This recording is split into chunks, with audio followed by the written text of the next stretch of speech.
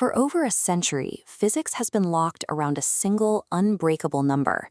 When Albert Einstein built the foundation of modern physics, he established the absolute speed limit of our universe, roughly 300,000 kilometers per second.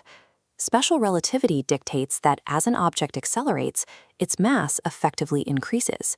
To push any physical object past that light speed barrier, you would need an infinite amounts of energy.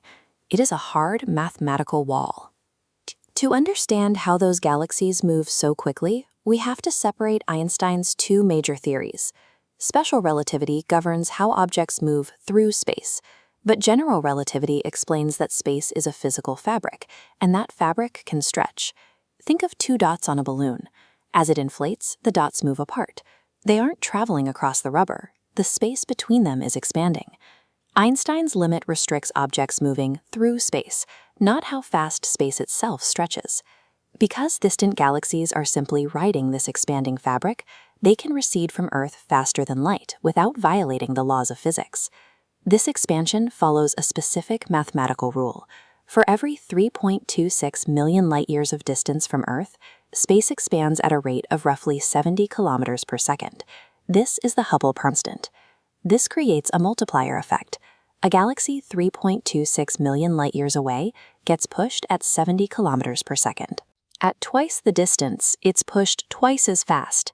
Keep multiplying, and eventually the stretching reaches 300,000 kilometers per second, exactly 14.4 billion light-years from Earth.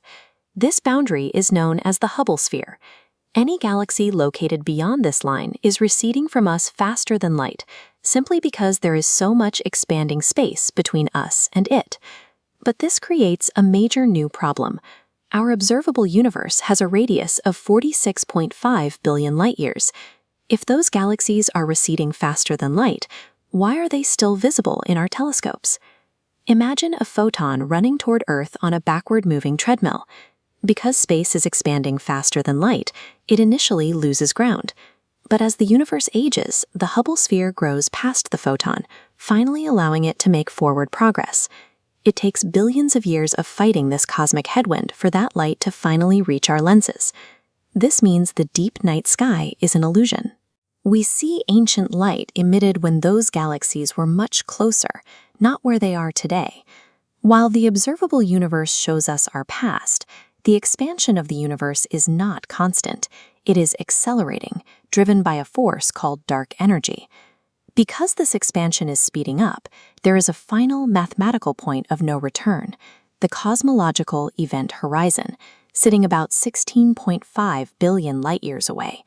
If a star emits light beyond this horizon today, the space between us is expanding so violently that the light will never reach Earth. The Hubble sphere will never expand far enough to catch it. Right now, galaxies are being pushed across this line. Once they cross, the distance between us grows too fast for any signal from them to ever bridge the gap. In the distant future, the expansion of space will push every other galaxy beyond this line. Civilizations living in our Milky Way will look out and see an empty void, unaware that billions of other worlds ever existed. A moment of wonder. We live in a brief window of time where the lights of the universe are still visible. We are at the right moment in history to see the cosmos before it expands out of reach.